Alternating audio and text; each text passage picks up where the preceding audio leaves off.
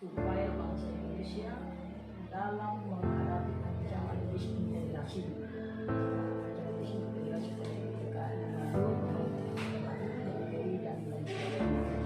Jadi tujuan saya bagaimana anak-anak ini bisa memahami terkait peristiwa yang sangat penting yang berlaku tentang bangsa Indonesia. Oh, artinya dalam hal ini perbedaan. Iya. Kemudian bagaimana dengan area perlindungan masyarakat? Apakah buat saja atau cara saja? Untuk masalah yang disambungkan tadi ya, sebenarnya pengetahuan tentang pidana adalah hal yang perlu kita kembangkan. Tapi kalau saat ini saya mungkin lebih fokus pengembangan pengetahuan, karena sama ya, anak-anak ini itu sangat minim pemahaman mereka tentang satu peristiwa, di mana peristiwa itu memang sangat penting untuk kita jadikan dasar kita dalam contoh. Anak-anak tidak bahkan mereka tidak mengerti tentang peristiwa pemberontakan PKI Madiun. Coba, seandainya pemberontakan PKI Madiun tidak dihabiskan, mungkin kendala kita saat ini masih terjadi seperti itu. Ya, jadi saya fokus dari pengetahuan dulu bagaimana anak-anak ini bisa memahami satu peristiwa itu. Karena kata Bung Karno itu bangsa yang kuat itu bangsa yang menghargai sejarah, memahami sejarah bangsanya itu sendiri. Baik.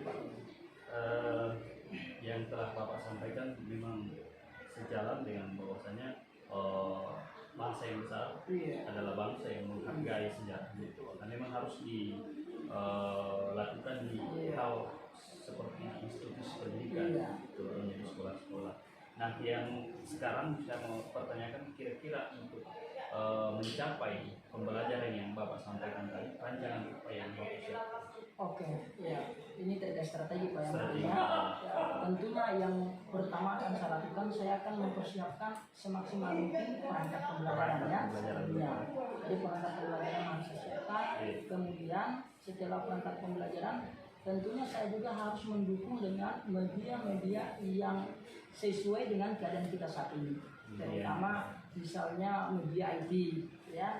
Kita bisa menggunakan HP sebagai alat bantu supaya mempermudah anak-anak memahami satu peristiwa. Ya, kemudian selain itu saya juga menggunakan media game. Media game tujuannya ini supaya anak-anak tidak jenuh dalam proses pembelajaran. Sekali lagi, dan gamenya ini masih terikat dengan game edukasi, ya. Edukasi terkait proses materi yang saya sampaikan pada kesempatan itu. Berarti strategi pembelajaran yang Bapak akan lakukan dengan strategi bermain begitu? Iya, bermain. Agar supaya anak-anak juga tidak terlalu jenuh dalam memahami sejarah. Betul. Baik. Baik. Tadi sudah disampaikan media pembelajaran, media-media interaktif begitu Pak, agar supaya bisa lebih mudah memahami. Kira-kira kapan Bapak akan melaksanakan perencanaan yang Bapak tadi sampaikan? Iya, insya Allah secepatnya saya akan melaksanakan apa yang sudah saya rencanakan sebelumnya. Insya Allah itu besok mungkin ada jam pembelajaran di 12 IPA. Ada jam? Iya, 12 IPA 2. Saya akan langsung laksanakan apa yang sudah saya rencanakan pada pada hari ini. Saya akan laksanakan. Baik, terima kasih. Saya meminta ketika setelah melaksanakan pembelajaran, saya akan berbincang kembali terkait dengan perusahaan Bapak setelah melaksanakan pembelajaran. Mudah-mudahan Bapak ada waktu untuk berdiskusi kembali. Siap. Saya penasaran terkait dengan apa yang Bapak sudah capai. Siap, insya Allah. Kemudian pertanyaan terakhir Pak, ternyata kita sudah berada pada sesi di penghujung acara ini. Apa yang Bapak dapatkan dari pembelajaran kita? Iya, alhamdulillah kesan ya yang saya dapat pada perjumpaan kali ini terkait tentang bagaimana melakukan suatu proses pembelajaran yang diawali dengan perangkat siap, kemudian perangkat dengan tidak maksimal, apabila jelas kita tidak ada modifikasi dalam proses pembelajaran. Jadi modifikasi dalam proses pembelajaran ini sangat penting kalau kita menghadapi anak-anak usia remaja seperti ya SMP SMA dan terutama pelajaran sejarah ini kalau ada di penghujung hari mendekati sore ya iya jam-jam mana maka itu kita perlu memodifikasi metode pembelajaran dan tidak dimakan di kelas supaya tujuannya anak-anak sekali lagi tidak jenuh tidak bosan sehingga mereka itu lebih enjoy dalam belajar bersama kita. Artinya Bapak sudah semua guru harus memahami strategi pembelajaran, model pembelajaran, dan metode pembelajaran agar supaya siswa bisa lebih senang dalam pembelajaran itu, Pak. Terima kasih Pak atas waktunya hari ini. Sekian, assalamualaikum warahmatullahi wabarakatuh.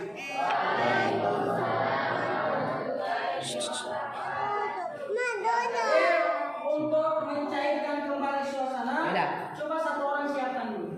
Bagaimana kita melakukan pembelajaran? Siapa mana kita kelasnya? Siapa? Siap.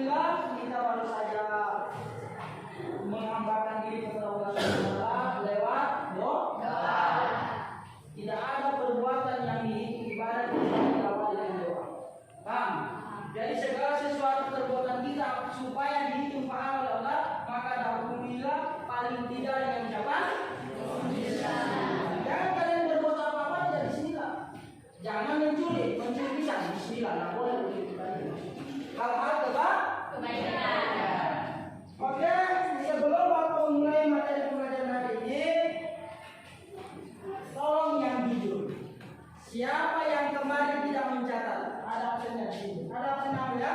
Ada Pak. Bapak belum tindakan kembali. Saya Pak. Belum selesai Pak. Saya baru kembali. Saya Pak. Siapa tidak kemarin?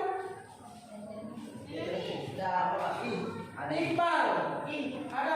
Ada Pak. Deski Amalia ada. Safira, Dewi, Nurfik Agus. Mana Nurfik Agus? Ada ini. Saskia, Devina, Neste, Amelia Putri, Nurul Anissa. Yang Bapak sebutin yang ada namanya kemarin. Risma, Ailestari, Mandala, Iqbal, Gibran, Al-Biagi. Siapa itu? Adnan, Iksan, Istar, Aan, Taufik Hidayat. Yang selebihnya Dato Mas Mirin Bahana. Ada ya? Oke. Jadi itu saja merupakan bentuk disiplin kita. Kenapa kita melakukan absen? Supaya muncul sikap disiplin. Bayangkan anak sekalian, kalau guru tidak ada melakukan pengabsenan, jadi guru itu kesannya tidak adil. Masa Amelia disamakan nilainya dengan teman-teman yang lain? Kalau tidak ada absen susah kita bedakan mana yang pintar, mana yang bodoh. Nah, ya, Pak. Nanti kita gurunya kesannya tidak adil. Adil itu tidak mesti sama. Adil itu berikan sesuai fungsinya. Paham ya? Ya, oke. Sebelum kita mulai, coba Iqbal apa bersama saat ini? Apa bersama saat ini? Biasa-biasa. Hah? Masa biasa-biasa saja? Coba Iqbal ceritakan bersama saat ini. Tidak ada yang dari hari ini. Sebelum masuk di materi, sebelumnya kita eksplorasi dulu perusahaan kita saat ini. Kalau ada apa yang dirasakan saat ini, mulai dari rumah sampai saat ini di kelas. Ada jengkel kan? Ada senang tak? Senang. Mana pada senang atau sedih? Senang ya? Hidup itu mau susah harus senang. Apalagi senang, apalagi ya. Jadi jangan susah ditambah susah lagi, tidak boleh seperti itu. Kadang-kadang kita suka saja merasa, tapi jangan dikeluarkan lewat ekspresi, jangan. Ini sudah di rumah, sudah dimarah orang tua, datang ke sini ngomong semua apa berbagi, tidak boleh seperti itu. Paham ya? Tidak boleh. Kita harus ekspresikan dengan wajah yang bergerak.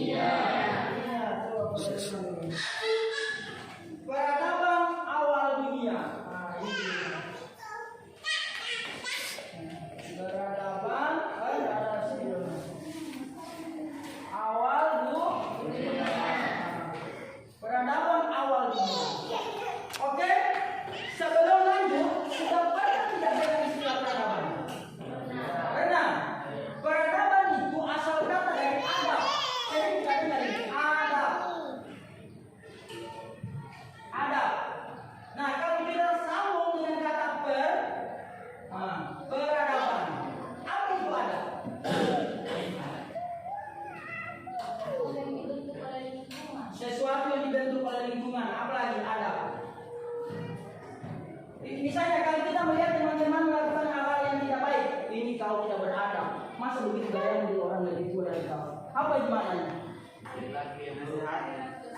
Apa? Peradaban itu adalah sesuatu yang baik. Makna kecilnya adalah adab itu adalah sesuatu yang baik. Makanya negara yang maju harus diawali dengan manusia-manusia yang memiliki adab yang baik. Paham? Mustahil generasinya akan baik kalau diisi manusia yang tidak beradab. Contoh yang tidak beradab, lihat kandang sapi. Yang mengundi kandang sapi adalah tidak. Coba lihat sendiri bagaimana keadaan kandang sapi. Bersih tidak? Mati tidak? Tidak ada. Jadi jangan sampai kita di lingkungan gelap dihuni oleh orang-orang yang tidak beradab. Maka dari adab ini maka muncul yang kemudian dikenal dengan peradaban dunia. Paham? Apa indikasi hasil dari peradaban? Lagi-lagi yang namanya budaya. Jadi peradaban yang maju melahirkan budaya. Budaya menurut Kunchara Ningrat adalah hasil karya manusia. Ada 3. Yang pertama budaya itu hasil. Yang kedua karsa. Karsa itu berbentuk perasaan. Yang ketiga adalah karya. Paham ya? Hasil. Ini budaya. Nah, segala sesuatu yang berbentuk hasil karya cipta adalah bagian dari budaya. Contoh, Polsen budaya tidak? Budaya tidak? Budaya kenapa? Tidak mungkin berbentuk hadir. Karena dicipta oleh manusia. Nah, sekarang apa semua peradaban yang dicipta oleh manusia pada waktu itu? Sekarang maka muncul, kita lihat bahas satu-satu. Pertama, peradaban Mesopotamia. Dicatat kemarin. Peradaban Mesopotamia. Ingat, dunia mengakui awal muncul peradaban dunia sampai kurang lebih sekarang ini ada 230 negara lebih di dunia. Awal muncul peradaban itu dari Mesopotamia. Mesir belakangan, ya. Kemudian lagi Romawi belakangan. Mesopotamia. Pernah dengar tidak istilah Mesopotamia? Pernah? Mesopotamia itu anak sekalian, kalau kalian lihat di Google di peta, mungkin sudah tidak ada. Karena Mesopotamia ini adalah istilah yang muncul pada abad-abad atau zaman-zaman terdahulu. Mesopotamia sekarang itu kalau diprediksikan adalah bagian dari Irak. Mesopotamia itu nama lainnya sekarang dari Irak. Apa itu Mesopotamia? Meso itu artinya daerah atau wilayah. Ya. Tahu Mesopotamia?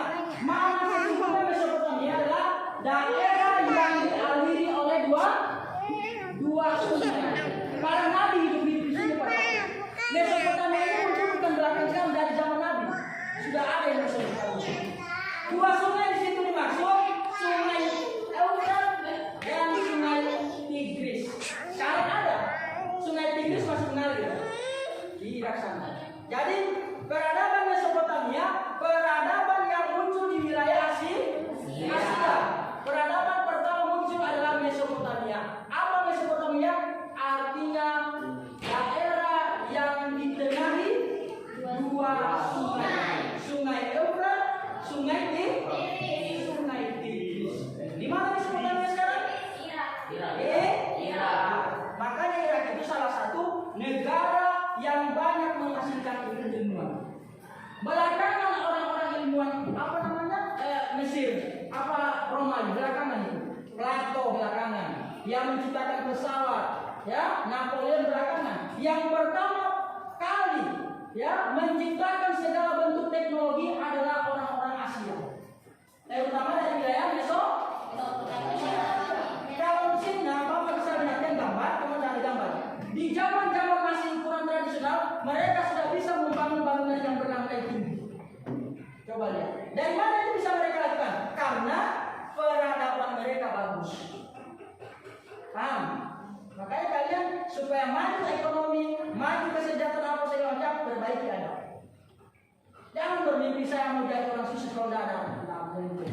Pernah tidak kalian lihat sapi jadi kaya? Pernah tidak kalian sapi jadi dokter? Pernah? Tidak ada ya?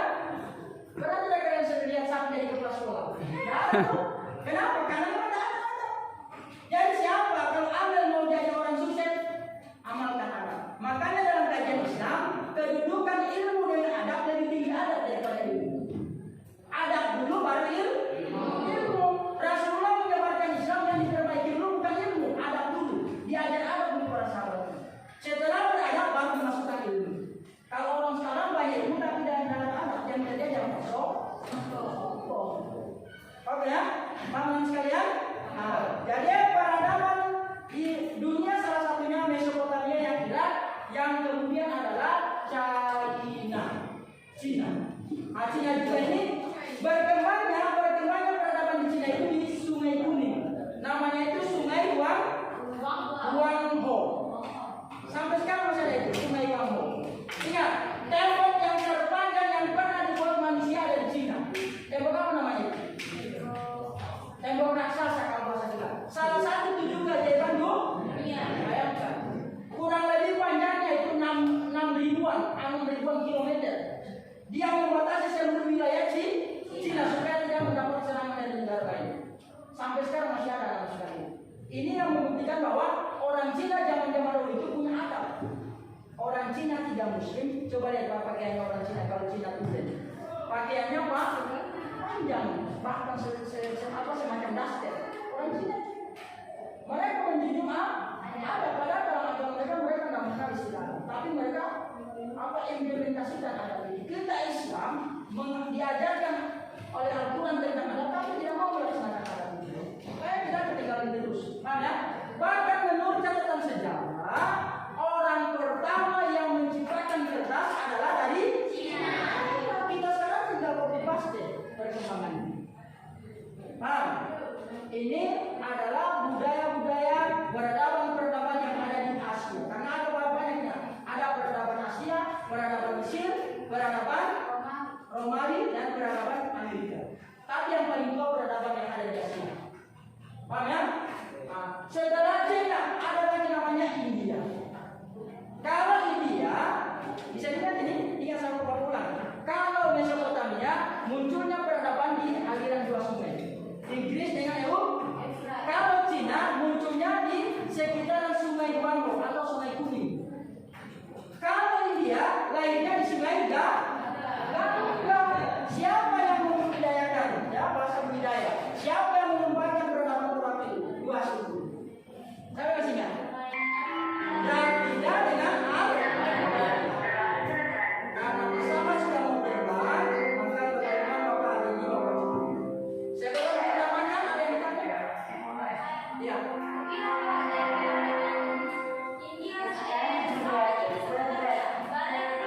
Tidak, lebih tua Mesopotamia. Ya, lebih tua Mesopotamia sudah tua itu. Kalau ini India memang tidak terlalu, tapi kalau kita yang kau siapa yang lebih tua, tapi tidak terlalu jauh bedanya. Ya, sebagaimana Kutai dengan Taruma. Walaupun Kutai juga di Kalimantan, kemudian Tarumanegara di Jawa. Kalau ditanya siapa yang lebih tua, Mesopotamia. Paham ya? Oke, Bapak pikir ini saja yang bisa Bapak sampaikan pada kesempatan ini. Apabila ada kata yang salah, mohon dimaafkan. Kalau ada yang salah, saya tanya dari Bapak pribadi yang benar dan benar. Untuk menambah pemahaman kalian, silakan sekalian dimanfaatkan juga. Ya, kita sudah difasilitasi Google, perpustakaan berjalan. Ilmu sekarang sudah bisa kalian dapat di HP. Kalau dulu kita sebelum HP cari ilmu ke kertas, tapi sekarang jangan sekali orang kertas. Paham ya? Oke, Bapak ini, assalamualaikum warahmatullahi wabarakatuh. Assalamualaikum warahmatullahi wabarakatuh. Nama saya Romi. Saya CGP Angkatan 8 Kabupaten Goa. Hari ini saya akan melakukan dialog dengan teman saya yang telah melaksanakan pembelajaran yang telah direncanakan sebelumnya, dan hari ini masuk pada fase pasca observasi. Jadi saya hari ini didampingi oleh Ibu Marlina selaku guru pengajar praktik, dan Pak Aswin selaku guru teman sejawat. Beliau adalah guru sejarah yang mengajar di SMA Negeri 21 Goa, di tempat saya juga mengajar. Baik, langsung saja. Jadi hari ini adalah pasca observasi. Tentunya saya akan mengajukan beberapa pertanyaan kepada rekan sejawat saya terkait dengan apa yang sudah dilaksanakan selama proses pembelajaran yang telah dilaksanakan pekan lalu. Baik, Pak Aswin, bagaimana kabarnya? Alhamdulillah baik, Alhamdulillah baik ya. Bagaimana perasaan Bapak setelah melaksanakan proses pembelajaran yang Bapak telah rencanakan sebelumnya? Ya, alhamdulillah sangat senang, karena di pembelajaran itu kan kita sudah menyiapkan beberapa hal yang menjadi kebutuhan ketika proses pembelajaran. Oh Jadi iya, intinya perasaan saya senang. betul sekali. Pak Aswin ini sudah senang karena memang sebelumnya sudah disiapkan Iya. segala kebutuhan yang Iya. akan digunakan pada proses pembelajaran, Pak ya. Baik, kemudian yang saya ingin tanyakan kembali adalah hal apa yang Bapak kembangkan pada proses pembelajaran yang telah dilaksanakan? Apakah itu pengetahuan atau keterampilan atau apa saja yang Bapak kembangkan dalam proses pembelajaran? Oke, terima kasih Pak Romi. Ya, terkait tentang hal apa yang ingin saya kembangkan terutama pada peserta didik saya di kelas, ya mungkin yang saya ingin kembangkan yang pertama pengetahuannya, ya pengetahuan dari peserta didik, karena selama ini saya melihat pengetahuan siswa dalam kelas itu masih terbilang lemah, ya maka ini yang coba saya kembangkan. Salah satu metode yang saya bisa kembangkan dalam pengetahuan adalah saya bisa memodifikasi berbagai macam media-media yang menjadi kemudahan mereka dalam mengembangkan pengetahuan mereka sendiri. Oh ya, artinya Bapak di sini sudah menggunakan media pembelajaran untuk kemudian mendukung ketercapaian tujuan pembelajaran yang Bapak ingin capai di kelas. Yang pertanyaan selanjutnya yang ingin saya ajukan kepada Bapak, sejauh mana keberhasilan daripada pengembangan yang Bapak telah laksanakan di bulan pada proses pembelajaran di kelas? Ya, alhamdulillah kalau dalam pemantauan saya, ya saya merasa cukup berhasil, karena pengetahuan siswa itu kelihatan nampak bahwa mereka betul-betul sudah mulai memahami terkait materi yang saya sampaikan pada proses pembelajaran. Misalnya kalau dibanding sebelumnya itu kan mereka kalau ditanyakan materi-materi kadang-kadang mereka tidak tahu sama sekali. Oh iya, iya. Jadi dengan adanya media-media, kombinasi media pembelajaran ini, ya saya merasa terbantu, karena memang mereka betul-betul mengerti apa dari materi yang saya sampaikan, seperti itu. Berarti dengan adanya media yang Bapak gunakan dalam proses pembelajaran sangat menunjang hasil akhir daripada pengetahuan dan pengalaman siswa dalam proses pembelajaran itu, Pak ya. Kemudian apa kendala yang Bapak alami dalam proses pembelajaran yang telah dilaksanakan, Pak? Kira-kira apa kendalanya? Iya, yang kendala saya ini yang pertama masalah ini kan kita ini dunia sekarang kan dunia IT, Pak ya. Ya metode pembelajaran juga kita ini tidak terlalu sempurna kalau kita tidak didampingi IT ini. Nah, sementara sebagian siswa ada juga yang tidak punya HP dalam kelas. Ya ini jadi kendala juga. Ketika saya mau coba memberikan satu materi lewat IT, lewat HP, kadang-kadang mereka ini jadi kendala juga. Jadi kalau tidak punya HP di kelas, tidak semua siswa punya. Kemudian keterbatasan siswa dalam dalam mengakses informasi, karena mereka sebagian juga belum paham tentang IT. Contoh kalau saya memberikan tugas lewat Canva, mereka kadang-kadang juga ada sebagian yang paham, ada yang tidak paham. Nah ini kendala. Jadi insya Allah ke depannya mungkin bisa bagaimana cara saya bisa mengarahkan mereka supaya belajar tentang media Canva. Jadi itu tersebayang oleh Jadi saya kelompokkan mana yang ada di atas sedikit IQ-nya, Betul. ya ada yang standar ya, ini paling tidak yang di atas IQ-nya ini bisa jadi tutur sebaya untuk Betul, teman-teman. sebaya. Oh iya. Boleh. Sudah cocok sekali Pak. Dan kira-kira kapan perencanaan Bapak untuk kemudian memperbaiki atau melakukan perbaikan terkait dengan adanya kendala-kendala tadi? Secepatnya Pak. Secepatnya Ya, karena begitu, ya. kebaikan itu kan nggak bisa didapat. Ya, apalagi pengetahuan ini kan ada batasannya. Ada batasannya. Jadi kalau selagi semangat ya kita laksanakan. Insya Allah secepatnya. Mungkin sebentar saya akan ada zaman ajar, saya akan terapkan hal seperti itu. Ya. Oh ya, terima kasih. Mudah-mudahan apa yang Bapak sampaikan itu bisa terrealisasi cepat. Amin. Karena sesuatu seperti yang Bapak sampaikan tadi, sesuatu yang baik harus disegerakan Iya, seperti betul. itu Pak ya. Tadi sudah disampaikan bahwasanya akan dilaksanakan sebentar karena memang jam mengajarnya sebentar, Iya, kan iya. ada jamnya seperti itu Pak ya. Iya. Sekarang saya akan mempersilahkan Ibu PP saya untuk kemudian memberikan umpan balik terkait dengan interaksi saya dengan teman sejawat. Siapa tahu ada saran terkait dengan coaching atau supervisi atas supervisi akademik yang telah saya laksanakan. Saya persilakan. Terima kasih banyak Pak Romi. Ya tadi setelah melihat tadi proses coaching, sebenarnya alhamdulillah sudah luar biasa Pak ini. Cuma pasti ada kekurangan sedikit ya. Misalnya kita sebagai coach itu seharusnya harus sepenuh hati ke Pak Asli sebagai coaching. Jadi tatapan matanya itu kalau bisa ditatap matanya supaya mereka Pak Asli itu merasa betul-betul saya diperlihat. Nah, terus itu kan tadi katanya solusinya kerja kelompok apa, tapi beliau yang solusinya seperti itu. Seperti itu Pak. Oh, iya. Baik, itulah tadi umpan balik yang telah disampaikan Ibu PP saya, pengajar praktik. Terima kasih sarannya Bu. Mudah-mudahan ke depan saya bisa lebih memperbaiki lagi dari apa yang telah disampaikan saran-sarannya. Sekian kegiatan pasca observasi saya. Lebih dan kurangnya mohon dimaafkan. Wassalamualaikum warahmatullahi wabarakatuh.